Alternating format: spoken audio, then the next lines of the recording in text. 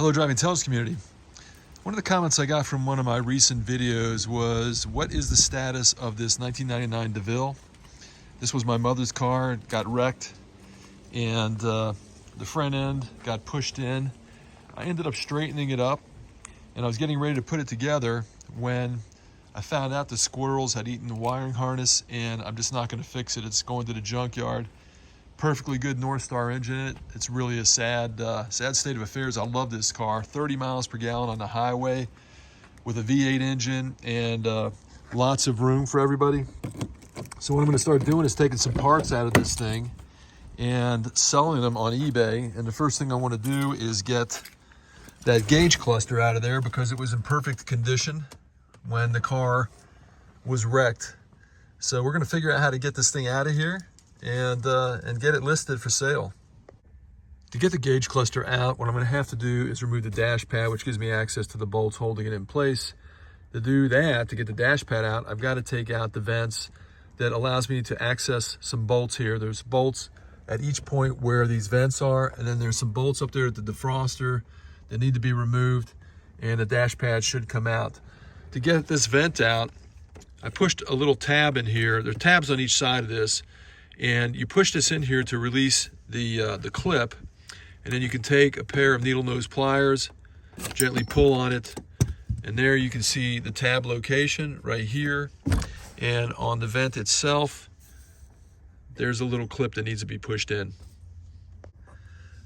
So that vent hides this bolt that's up here. It's a 7mm bolt. I'm gonna have to get up in there to remove it. I think you can see it. Yeah, there it is. So we'll remove that and do that with the rest of the vents and get the dash pad off.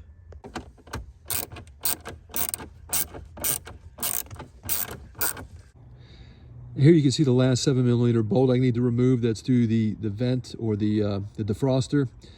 Once that comes out, that's a total of, what was that, 7 bolts. Then the dash pad should come out easily.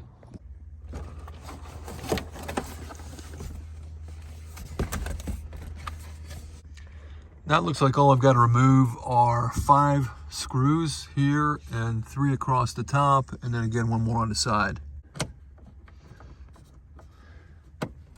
Okay, that's good. Stop.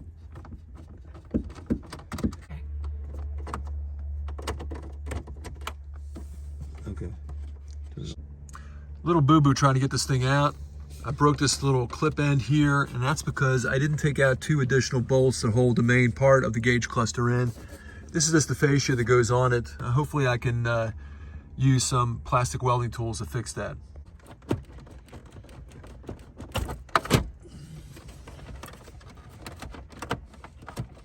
Three clips that need to be, or 3 electrical connections need to be pulled. Got to squeeze them and pull them out. They've been here a long time.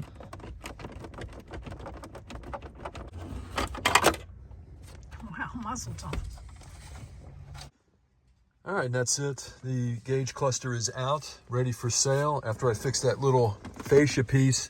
One thing I left out in the video that I should have covered, and that is this light sensor. I guess that's a light sensor, temperature sensor. I'm not sure what these sensors are. I actually pulled this straight up. It's just clipped in there at the top. And there's a connection on one of these, and then also I had to cut the wire on the other. And they twist out like anything you've typically removed, like bulbs, sockets. So I'm actually going to probably list this for sale on eBay as well because it's in perfectly good condition. So check that out. When you see this video, I'll have the links in the description of the video for these parts and possibly other parts that are associated with this 99 DeVille that sadly is going to the junkyard.